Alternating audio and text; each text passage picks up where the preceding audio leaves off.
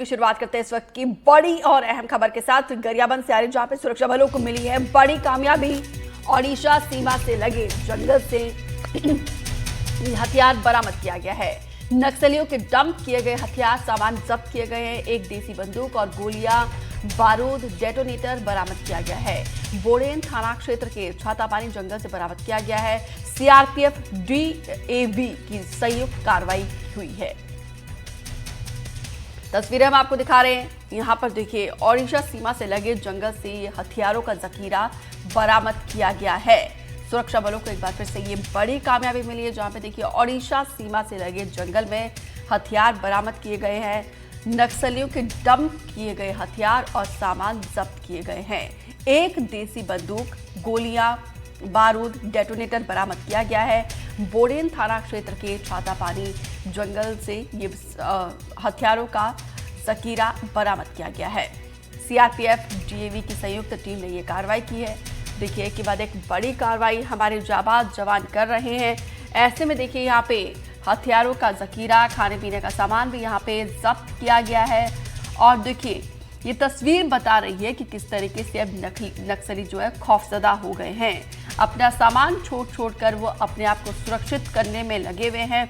और ज्यादा अपडेट के साथ हमारे सहयोगी हिमांशु जुड़े हुए हैं। हिमांशु, कौन कौन से हथियार यहाँ पे हमारे सुरक्षा बलों को मिले हैं जो नक्सलियों के द्वारा डंप किए गए थे? ये देखिए, जो सारा मामला है गरियाबंद जिला मुख्यालय से लगा हुआ उड़ीसा का जो बॉर्डर लगता है, वहां पे छातापानी का जंगल, वहां पे बाडेन थाना क्षेत्र के अंतर्गत ये कल सर्चिंग हुई, जिसमें सीआरपीएफ की टीम और बीडीएफ की टीम ने सर्चिंग की थी। इसमें बंदूक मिली है, कुछ गोलियां मिली है और डेली सामान जो राशन इस्तेमाल करते हैं और नक्सली संबंधित कुछ और सामान भी बरामद हुए। इसमें सबसे बड़ी बात एक ये है कि इसमें महिला से जुड़े हुए भी कुछ सामान जैसे क्रीम पाउडर और चूड़ियां भी मिली है, जिससे ये अंदाजा लगाया जा रहा है कि महिला नक्सली भी उस दौरान वहां पर साथ में थी। जो उड़ीसा के उस क्षेत्र के एसपी हैं राघवेंद्र जी, उन्होंने ये सारा मामला बताया कि कल सर्चिंग पर टीम निकली थी जानकारी होने के बाद, जिसके बाद जंगलों में छातापानी के ये सारा सामान डंप करके रखा हुआ था। जिसके बाद सुरक्षा बलों ने सावधानी बरतते हुए सारे सामान को निकाला, जिसमें कई सामान भी निकले हैं। कई सुरक्षा बलों को नक्सली गतिविधि साहित्य भी बरामद हुए हैं और खासकर जो महिलाओं से जुड़े सामान बरामद हुए हैं, जिसके बाद आशंका जताई जा रही है कि इस पूरे उसमें महिला भी नक्सली भी वहां पर शामिल थी। बिल्कुल हिमांशु, सामान से पता चल गया कि यहाँ पे महिला नक्सली भी मौजूद होंगी, लेकिन साथ में इस खबर से, इस हथियारों से ये भी अंदाजा लगाया जा रहा है कि अब नक्सली कितने ज्यादा खौफजदा हो गए हैं। वो अपना सामान छोड़कर खुद को सुरक्षित बचाने के लिए सुरक्षित ठिकानों पर जा रहे हैं।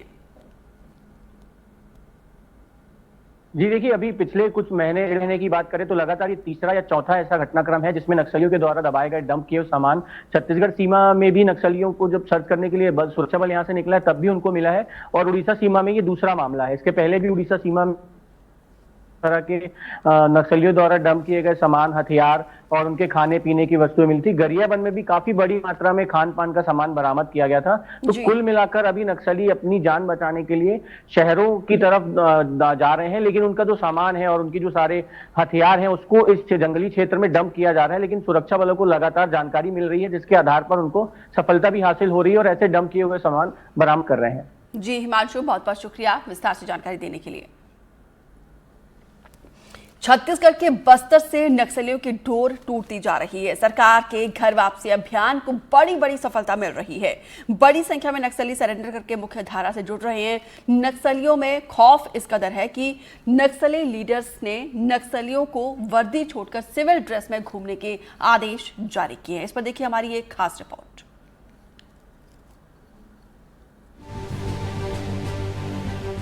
बस्तर से नक्सलवाद की जड़ें अब कमजोर होती जा रही हैं। वो बस्तर जिसकी पहचान कभी नक्सलियों के गढ़ के रूप में थी, अब उसकी पहचान बदल गई है। अब खूबसूरत बस्तर की तस्वीरें सामने आ रही हैं। गुरुवार को बस्तर रेंज के 5 जिलों में कुल 66 नक्सलियों ने आत्मसमर्पण किया है। इन पर कुल 2,27,00,000 रुपए का इनाम घोषित था। आत्मसमर्पण करने वाले नक्सलियों ने जो खुलासे किए हैं वो चौंकाने वाले हैं। सरेंडर नक्सलियों ने बताया कि सुरक्षा बलों की कार्रवाई से नक्सल संगठन में खलबली मची है। दूसरे राज्यों के नक्सली अपने राज्यों में भाग गए हैं। कुछ लोग हैं दरअसल ये कल इन्होंने जो है आत्मसमर्पण किया है और आत्मसमर्पण करके सरकार की मुख्य धारा में इनका स्वागत किया है पुलिस ने। इनसे बात करते हैं। ये बताइए, आखिर क्या ऐसी वजह है नक्सल संगठन में कि अब जो नक्सली है मुख्य धारा से जोड़ने आ रहे हैं, क्या सरकार की नीति अब प्रभावित कर रही है इन्हें? एक तो सरकार का जो नीति वो भी प्रभावित कर रही है, और दूसरा तो जो पुलिस का जो दबाव भी बहुत प्रभाव कर रहा है, तो दबाव के कारण भी कई लोग आ रहे हैं। क्या लगता है कि अंदर की क्या स्थिति है अभी, जब पुलिस के जो ऑपरेशन चल रहे हैं, बड़ी संख्या में नक्सली मारे जा रहे हैं, अब क्या लग रहा है अंदर कितनी खलबली मची हुई है? नक्सल संगठन के अंदर में तो बहुत तो खलबली मच गई है। हाँ। तो इसलिए कई लोग मतलब आंध्र वाले आंध्र चला गए, अभी सिर्फ बस्तर वाले कुछ लोग बच गए हैं। अधिकतर बस्तर वाले ही हैं, बाकी तो अपना अपना रास्ता देख रहे हैं। अच्छा, ये भी सुनने में आ रहा था कि जो बड़े लीडर है वो ये कह रहे हैं कि आप अपना अपना देख लीजिए, सिविल ड्रेस में घूमिए, आप जहां हो सकते हैं आप अपनी सुरक्षा खुद कीजिए, ऐसी बातें भी आ रही हैं। जी, वैसे भी बता रहे हैं, अगर वर्दी में रहोगे तो मार जाएंगे पुलिस वाले। हाँ। इसलिए सिविल में रहने से उनको कल्पित कर पाते हैं करके ऐसे बता रहे थे। सिविल में रहने से मतलब गांव का गरमिड़ करके ऐसे ही हाँ, बोल के नहीं मार पाएंगे, गोली नहीं चलेंगे। ग्रामीण बन के रहो, ऐसा कहते हैं। जी। सरेंडर करने वाले नक्सलियों ने बताया कि अब नक्सलियों के पास सुरक्षित ठिकाने नहीं बचे हैं। जंगल में बचने के लिए नक्सली इधर उधर भटक रहे हैं। जो ऑपरेशन चल रहे हैं, जो माओवादी मार रहे हैं, अब चूंकि इलाका ऐसा है कि दुर्गम इलाका है, क्या अभी भी नक्सलियों के पास सुरक्षित ठिकाना नहीं बचा है? सुरक्षा ठिकाना तो कहीं पर नहीं है। हाँ।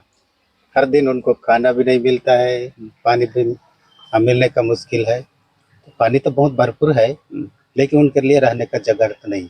हर दिन तो ऑपरेशन चलते रहता है, और भी अभी तेज होने वाला है, और तेज चलेगा बारिश काल में। 20 साल तक नक्सली संगठन में रहे सरेंडर नक्सली ने युवाओं से हथियार छोड़कर मुख्य धारा में जुड़ने की अपील की है। जो अभी नक्सल संगठन में है, वो जो कितना भी है, उन लोग आने से अच्छा है, पुनर्वास नीति मिल जाएगी करके मैं तो अपील कर रहा हूँ। अभी आजकल तो कई लोग आ रहे हैं, लगातार आ रहे हैं। कल भी देखे उधर सुकमा, बीजापुर, दंतेवाड़ा, नारायणपुर, कांकेर तक बड़ी संख्या में सरेंडर हुए। बहुत अच्छी बात है। अब जब ये बाहर आ गए हैं जंगल से और इस खुले वातावरण में ये जी रहे हैं, तो उन्हें सुरक्षित और बेहतर अच्छा लग रहा है, यही उनका कहना है। साथ ही साथ ये भी कहना है कि आने वाले समय में और कई माओवादी हैं जो संगठन छोड़कर मुख्य धारा से जुड़ेंगे और सरकार की पुनर्वास नीति का लाभ लेंगे। नीरज तिवारी, एनडीटीवी, कांकेर।